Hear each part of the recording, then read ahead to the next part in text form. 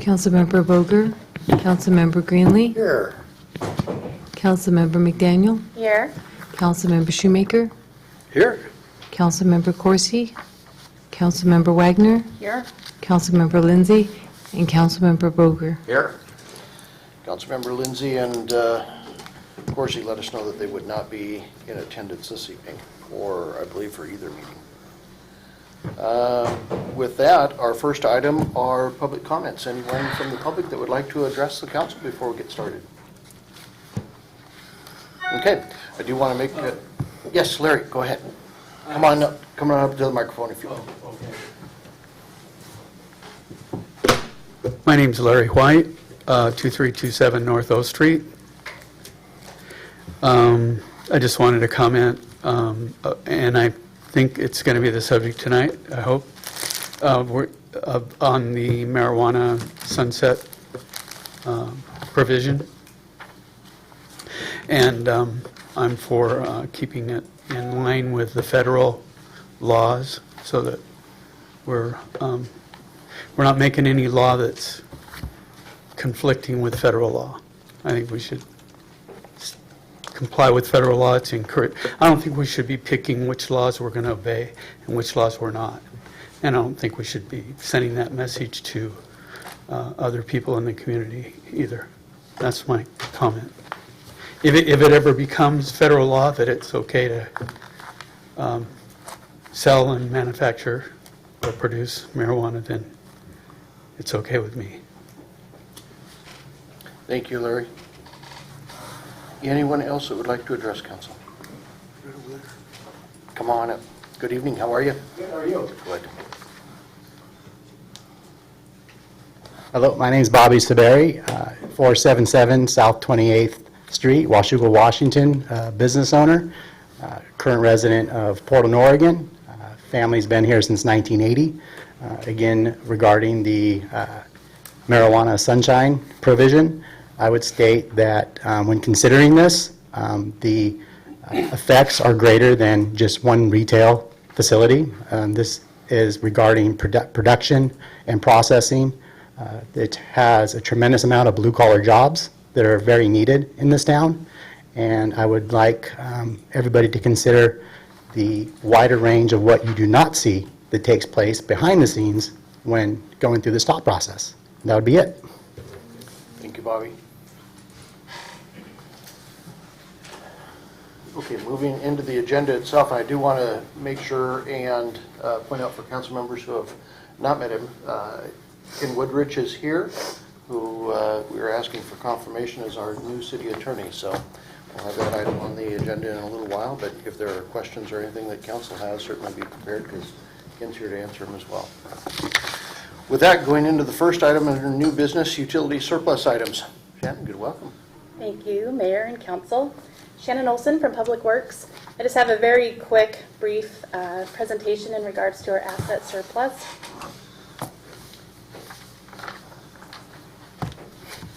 As I'm sure you all have heard before, per state law, municipalities have to set a public hearing prior to surplusing assets that have been purchased from either enterprise or utility funds. So attached to your agenda bill, there's a Exhibit A, which lists all the assets that we intend to surplus. The items range from office furniture to appliances to office equipment. There's quite the array for you to glance at. So the intent for tonight is there's an action item to set the public hearing for the council meeting on August 22nd. And following that, there will be a resolution to declare the items as surplus and dispose of them properly. So with that, I'm happy to answer any questions. Looks like we're good. Of course, Thank you. simple. Thanks. Oh, David? 30 Dell monitors. Potentially, yes. Why so many at one time? Well, I can check with the IT department. I don't know necessarily off the top of my head, but I can get back to you on that. I would be curious about that. It sounds like maybe we made a big buy of 30 monitors at some point and they no longer do the job. I'm sure it's part of our routine equipment repair and replacement. Then those monitors have life cycled out and they're now surplus. Okay, that's all I need to know. Thanks. Thank you. Thanks, Shannon. Next up, Evergreen Way roadway improvements, best maintenance facility relocation construction contract with Home Construction. Good evening, Rob. Good evening, Mayor, Council.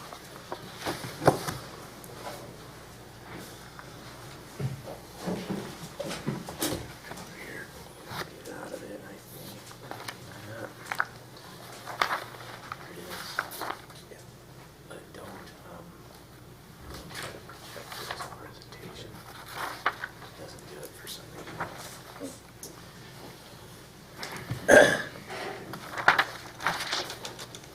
Stay at that level.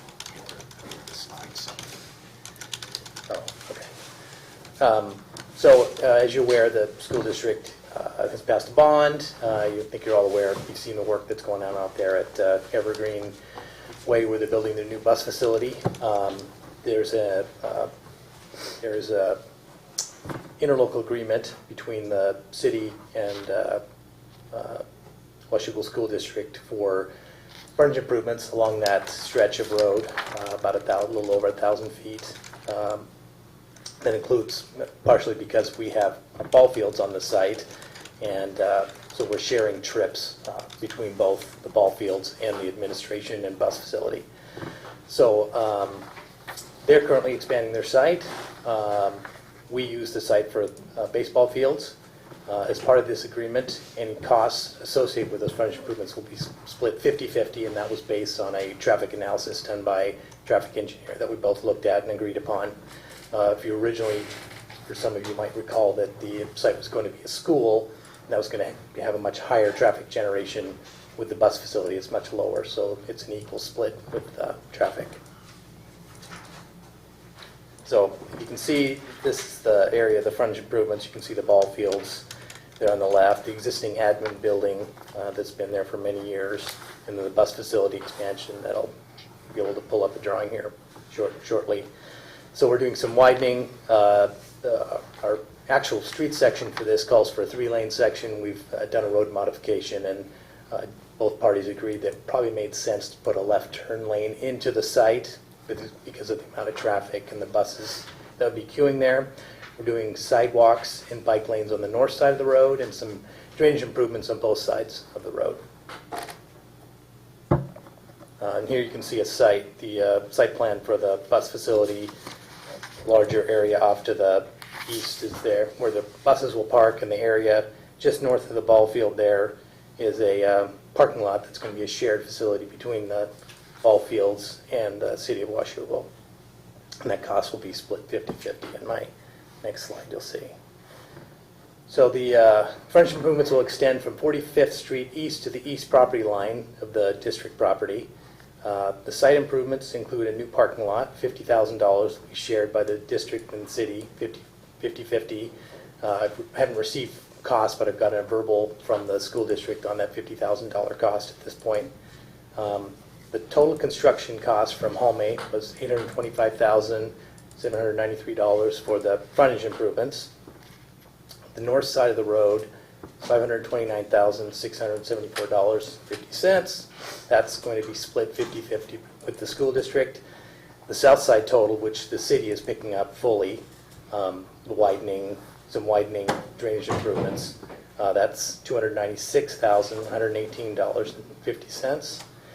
The design contract that was done back several months ago, $121,041, that's split 50-50, so each party's into it $60,120.50. So the city's total expenditure is $646,476.25. The school district would put in $331,357.75. We budgeted $250,000, so what we're looking for is a redirection of existing transportation funds in the amount of $350,000, and then from the railroad overpass project, we're looking for an additional $52,476.25 to cover the remaining share of our portion of the project. So tonight, this is on your agenda on consent for an authorization for the mayor to sign the contract with Halmy. I sent an email out late last week. I'm not sure if you all had a chance to look at that, but normally we would workshop this and be back 2 weeks later. But as you recall, when we were in front of you before with the interlocal agreement, this is moving very quickly, and the district is going to be doing the work this year with the bus barn, and so we wanted to leverage the synergies of the construction all happening at once, so we need to hit this window.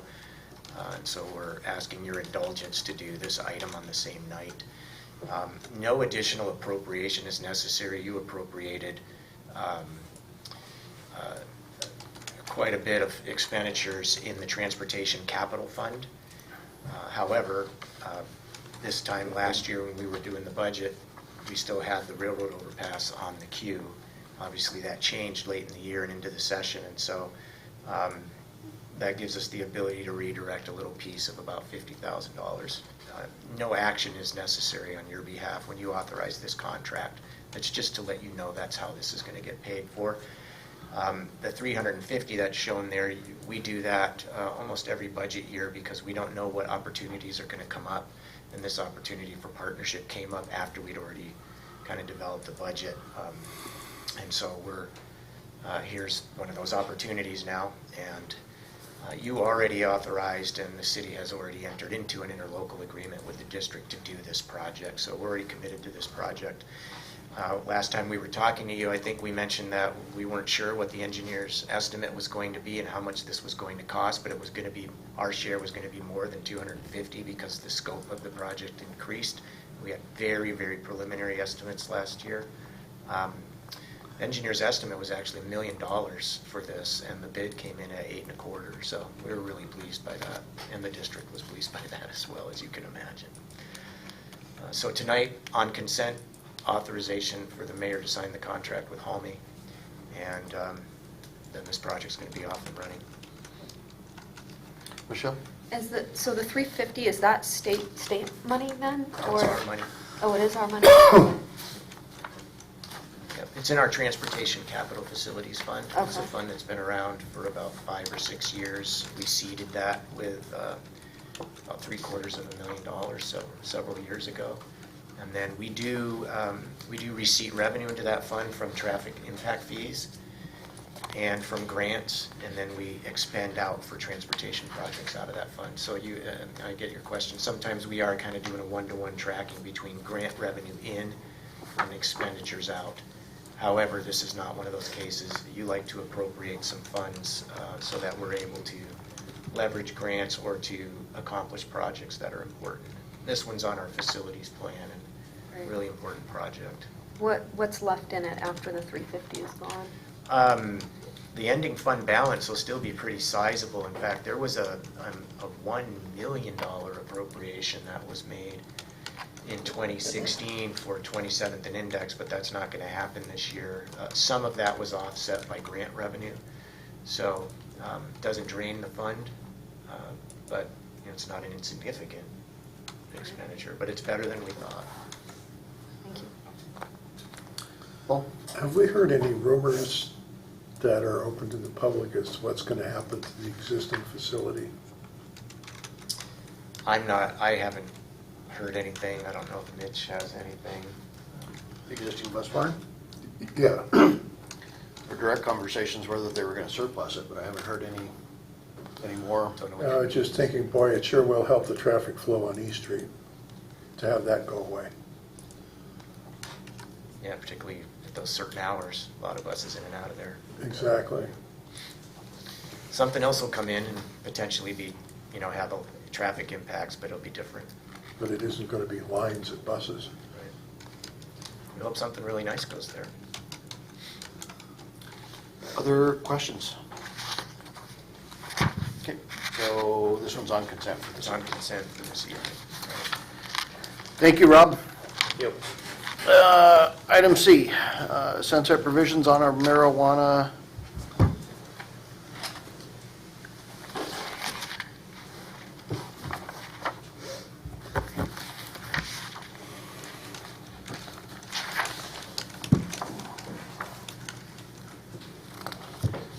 Good evening, Mitch. Good evening, Mayor, Council. Yes, we're here to talk about the marijuana sunset provisions.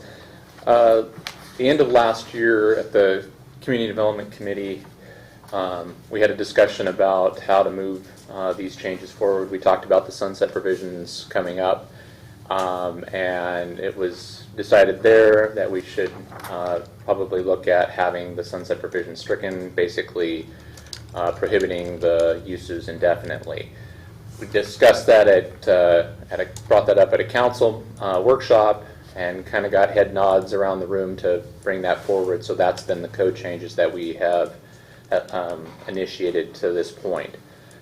The proposed amendments would remove those sunset provisions as they pertain to medical marijuana collected gardens as defined by state law, as well as recreational marijuana producers, processors, and retailers as defined by state law. Again, prohibiting those uses within the city indefinitely. Here's an example of one of the several changes that would be made, but basically striking the footnote itself and the footnote reference from each section that they currently exist. So all those changes are within your packet, but pretty easy changes to make within the code itself. So the recommended action is to set a public hearing for August 22nd at 7 p.m. For the marijuana sunset provision amendments through approval of the consent agenda. Thank you. Could you go back a slide, Mitch?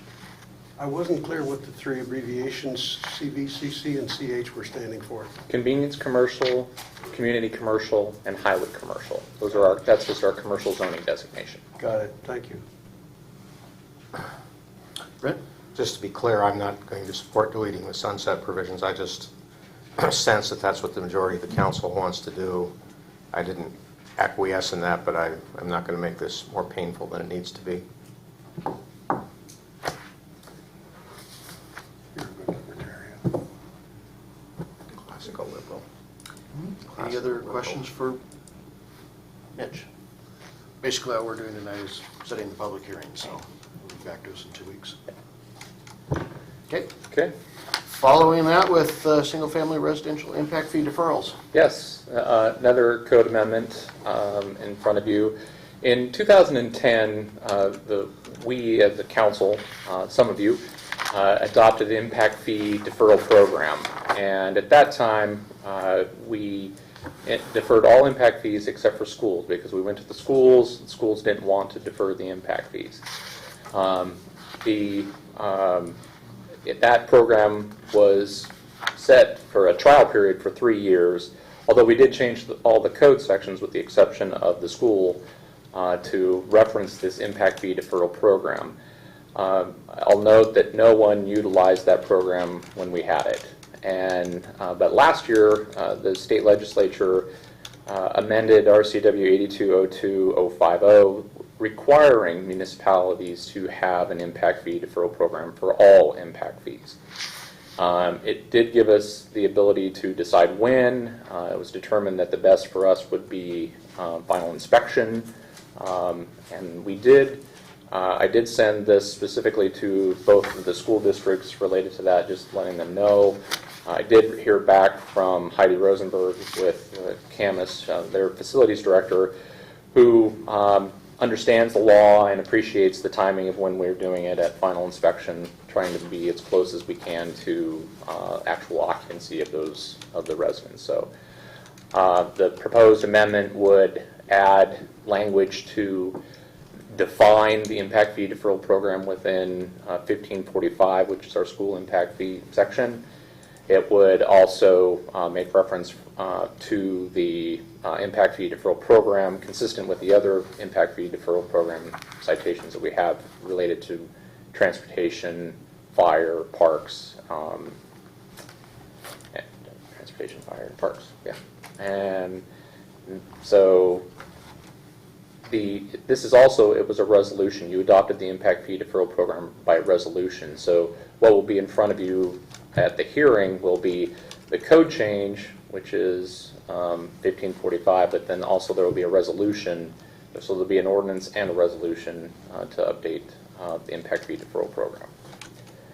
So the recommended action is to set a public hearing for August 22nd at 7 p.m. for the single-family residence impact fee deferral program. So we're not going to collect impact fees at time of sheetrock anymore, huh? No. Okay. Well, I do want to make one and put one thing out there. It will, and we're going to talk about it at Planning Commission. Actually, the hearing on this item is tomorrow night with Planning Commission. But if you'll notice in there, the original program had a fee of $300. There was an administration fee that associated with it for $300. But that program had us doing the recording of the document and the lien against the property. This requires, and actually the state law requires, that the applicant does that. And so we can collect a fee associated with it, an administration fee, and so I'm not exactly sure how much that would necessarily need to be, having not done any of these in that time period that we had. So, but I don't think it would need to be necessarily be the 300, but there may be a nominal fee that we would want to collect associated with that. But that's one item that we're going to discuss tomorrow night, and hopefully maybe have a recommendation coming back to council. If anybody actually wanted to take advantage of it, how do we confirm that they've had that recorded? They have to bring us copies of it back and prior to us issuing occupancy, or final inspection, excuse me. You remember, as I do, that there were a number of houses up in the northeast part of the city that at some point an inspector went up there because he'd been called by a homeowner and said, there's this problem. And once he looked into it, he said, my God, there's no certificate of occupancy. There was never a final inspection up here. And when they looked at it, there were more than a dozen that was true of. And so I'm trying to remember, I'm sure that we talked about this when this came up, when this deferral came up, but I want to make sure that that can't happen, and that if it does, that there's a escrow company's bond that's on the line. Well, first of all, I don't recall that issue. Okay. So that I guess I can go back and look and see what the issue was about not having an occupancy permit. There were a number of houses up there, apparently a number of them built by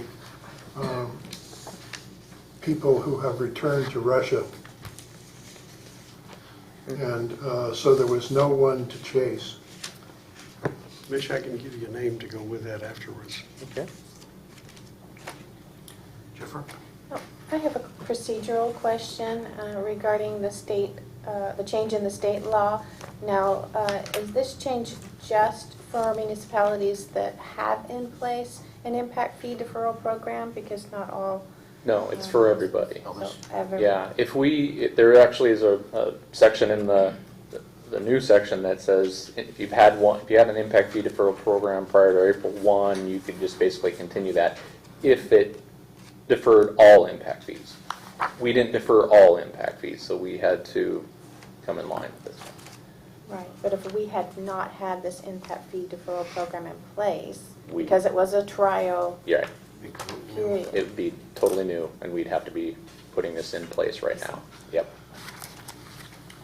To add on to that, if we don't have some other way of making sure that somebody can't get a mortgage and do a closing without a certificate of occupancy, we need to think as to whether there's some way to add a criminal question to this in terms of fraud or something else.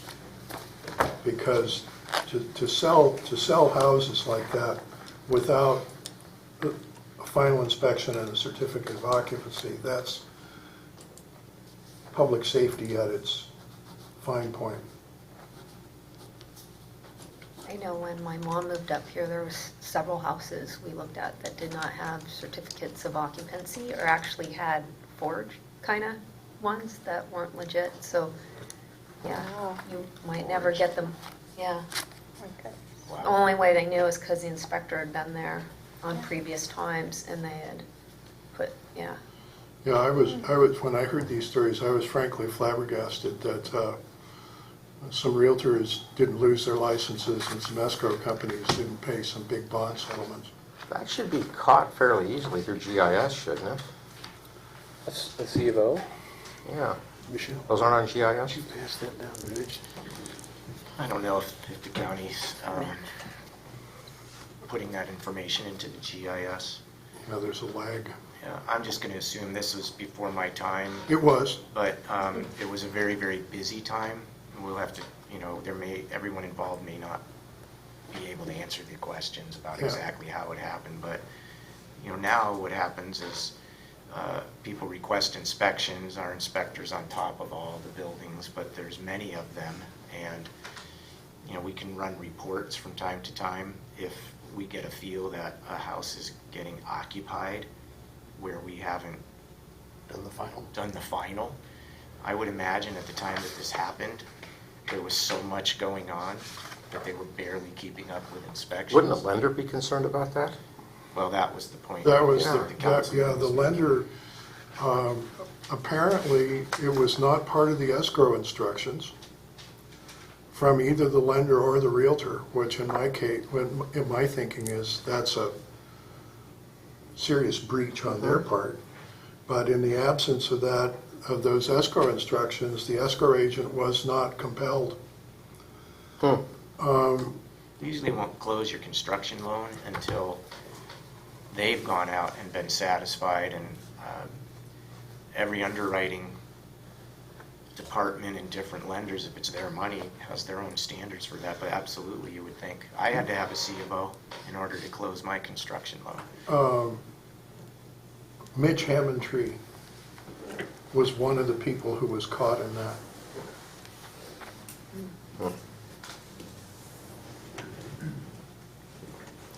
Okay, any questions for Mitch on the impact fee deferral? Again, this really only affects the school district's portion of what we've been doing.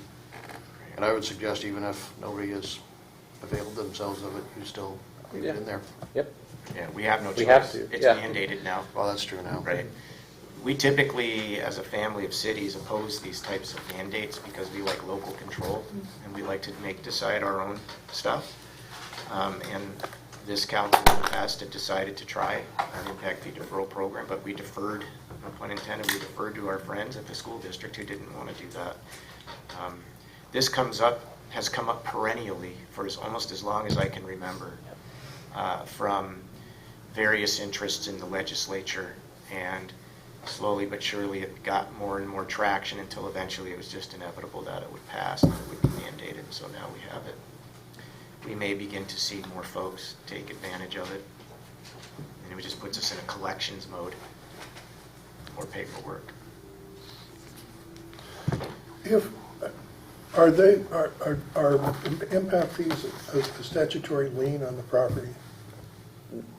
Not in and of themselves, but this would record them as a lien on the property. Excellent, thank you. Dave? Have the builders talked to us about why they haven't taken advantage of this? Do they not see it as a significant enough? I had one builder look at doing it. He started filling out the paperwork and then he just said no.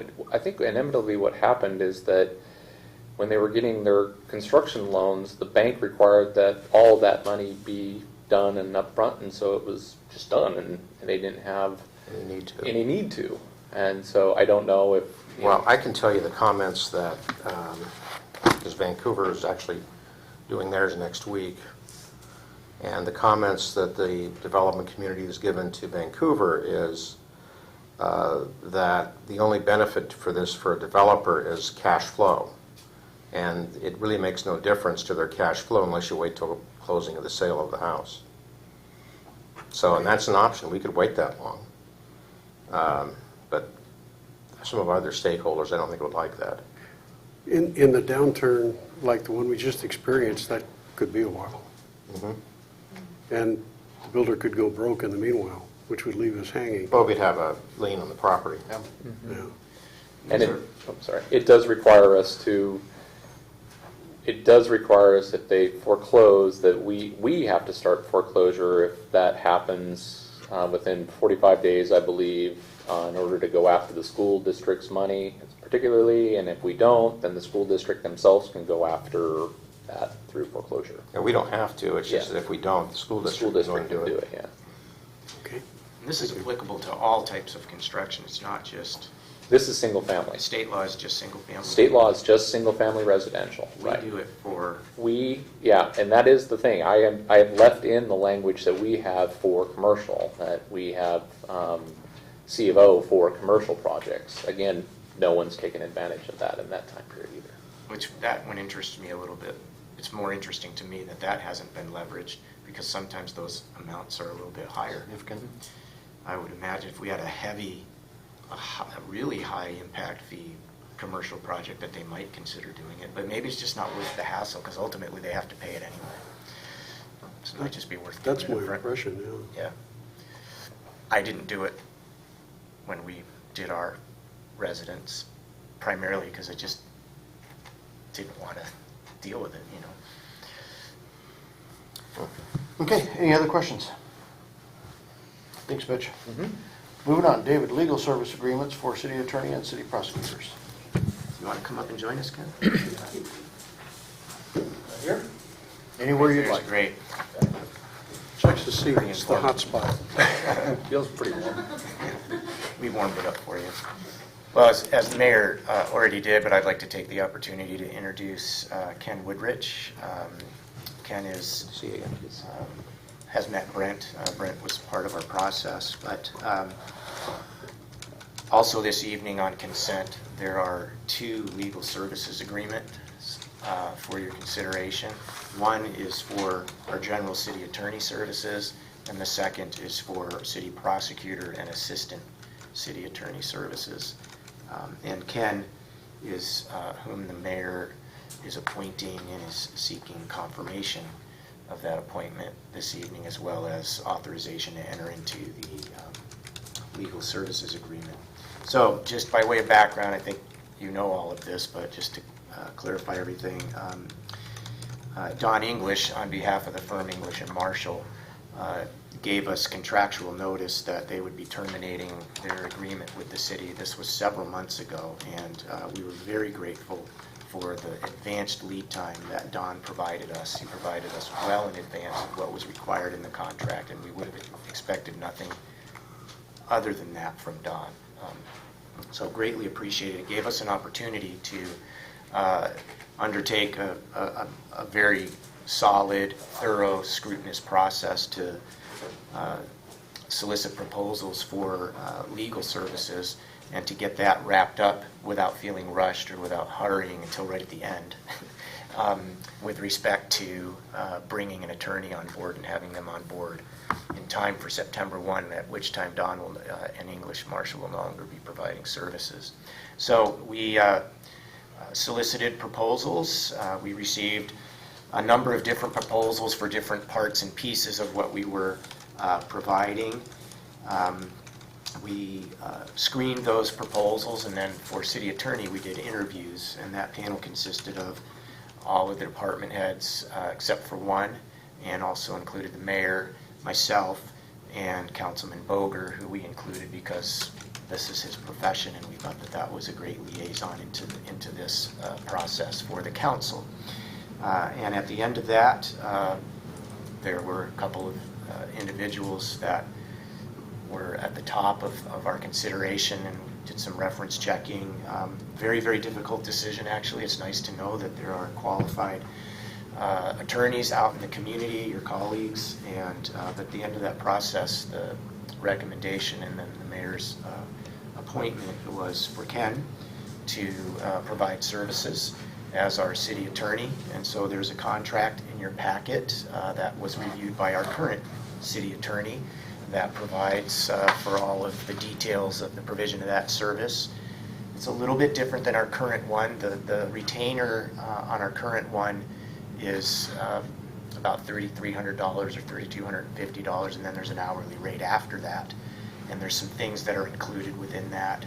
This contract has a smaller retainer, which basically will cover Ken being at our meetings every month, and then we're on an hourly basis after that. And then, of course, appropriate expenses related to the contract are covered. Our estimate, looking at the kind of hours that Don explained to us that he spends on our behalf, along with other expenses, is that we really think that our costs moving forward under this contract will be generally consistent. We can't say it for sure because it's hourly, and it was hourly with Don as well for a large of it, but generally consistent with what we have been experiencing. So that's positive. So for this particular legal services agreement, tonight on consent, the requested action is to authorize the mayor to sign the legal services agreement with Ken Woodrich PC and the city of Washougal, and confirming the appointment of Ken as the city attorney. So we asked Ken to be here so that you could meet him yourselves. Brent has already met Ken and was part of that process. So.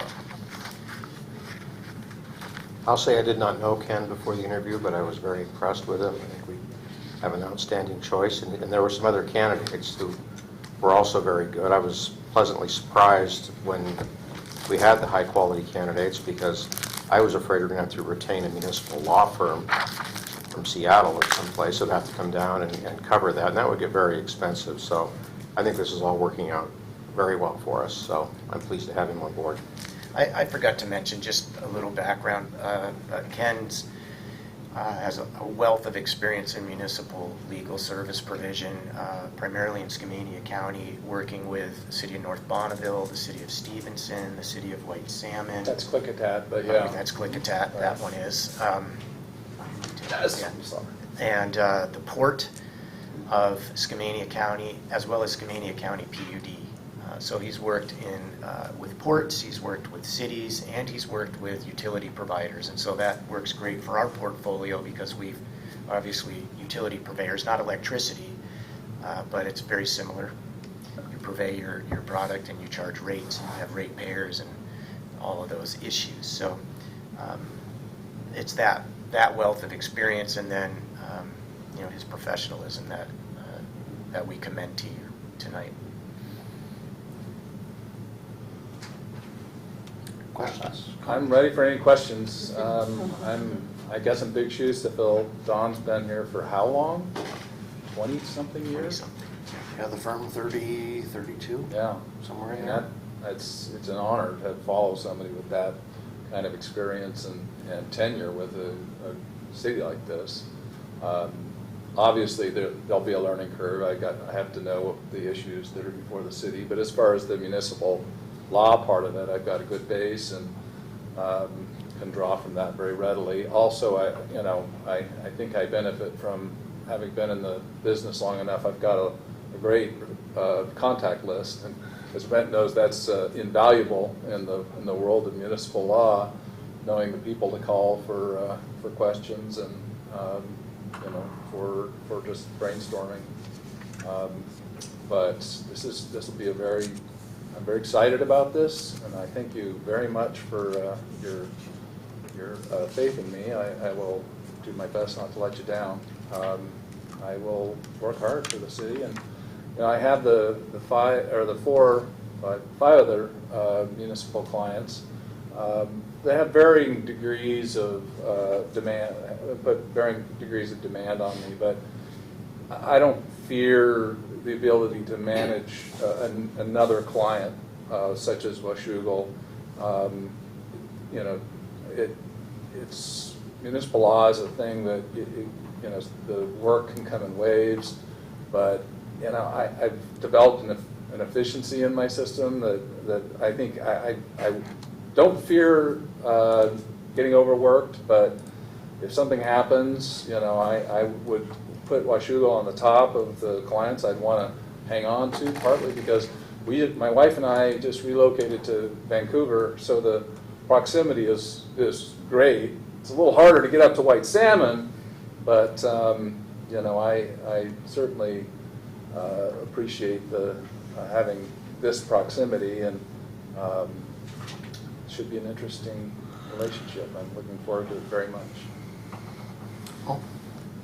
I don't want to cause any discomfort, but I'm just curious about some personal background. Where are you from? Where? Sure. No, I'm happy to go into a little background.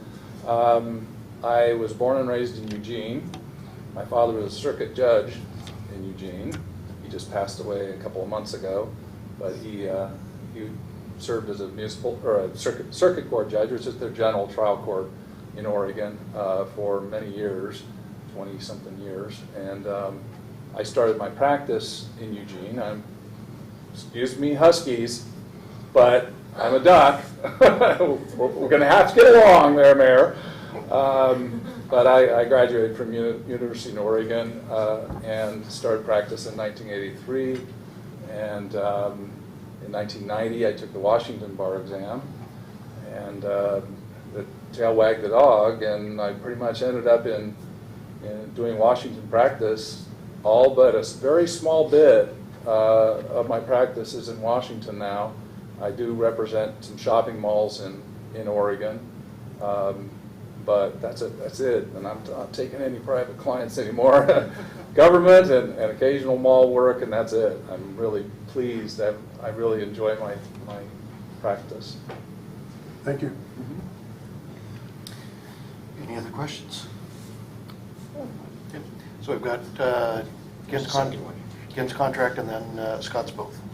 Right, so the second legal services agreement is for city prosecutor. We solicited proposals for the full portfolio of legal services, but also indicated that they could propose for both general city attorney or city prosecutor services. And Scott Russin, our current city prosecutor, proposed for the prosecutor services, but also made himself available for what we're calling assistant city attorney services, specifically in the code enforcement arena. Because we have code enforcement housed in police, there's been some synergies for having Scott work with the chief and his team on code enforcement, and it just made some sense, particularly given Scott's proposal and his experience with that. And that's why he proposed in that way. He also made himself available to be of assistance to whomever was chosen to be our contract legal services provider for general city attorney services. And as you know, Scott has provided that backup coverage, if you would, in Don's absence. And then from time to time, Don has assigned projects to him. C-Tran issues has been one of them recently that some of you may recall. We received less proposals for prosecutor, but we did get more than one. We didn't conduct any interviews. It was readily apparent to us upon a proposal review process, of which Councilman Boger was a part, that we had one proposal that we could move forward with. That's with Scott. So also on consent this evening is a legal services agreement. The agreement is with English Marshall, because Casey Marshall, who is Don's partner, is going to continue under that banner, and that firm will still exist, and Scott will continue to be an employee of that firm. But it's best to just enter into a new and updated and refreshed legal services agreement with that firm. But the action is very similar: authorize the mayor to enter into the agreement, legal services agreement, this time with English and Marshall, appointing Scott as the prosecutor and assistant city attorney. The costs there are on a flat rate for prosecutor services. We've been doing an hourly rate, and it was very clear that Scott had calculated basically what that's costing us and put that flat rate in. Finance, we like that approach, and then there's an hourly rate in there for some of the more, I don't know what to call it, advanced, but if a case gets further into the system, which is very, very, very rare, then there's some hourly rates for that, because the costs. Trial. Trial, appeals, things like that, right? So similarly to what I indicated in the proposed agreement with Ken, the proposed agreement with English and Marshall, we anticipate the costs for that portion of our legal services to be generally consistent with what we're currently paying. And what will be interesting over time is every attorney has various areas where they're comfortable and other areas where they feel like special counsel is necessary. These agreements always provide for the ability for us to engage special counsel as necessary, and so there may be some areas where we no longer have to engage special counsel, but there may be some areas where we haven't been where we would have to, and that's why we think it'll just generally be consistent in terms of costs. But we'll see how that plays out over time, what the issues are. And then, of course, MRSC is always at the weight. Ken has a lot of experience working with them. So that'll be the action. Those two, they're both on consent. We're very pleased as your administrative team that we're going to move forward with quality legal representation beginning next month. I just wanted to say that I didn't really write down numbers and run a real comparison, but off the top of my head, I agree that Scott Russell's numbers, despite the change in how they're built, should be about the same. Right. It was remarkably close, yeah. So I'm Ken on is comfortable the with Finance this. Committee, and I go through all of them. Okay. Welcomes the assistance, Yes. Scott, as necessary, and the breakdown that we've accomplished here. Those are those items. Okay. $350 per criminal case taken to trial before a judge or jury. Right, flat rate, but on top of the 5,000. Per day, that's per day, Okay. yeah. That's pretty good. Yeah, that's, Okay, last time we did public comments. Anybody that'd like to 2 hours say anything on council before we adjourn this meeting? for some. Okay, I've got no items for you at this point. Any council members? Okay, we stand adjourned.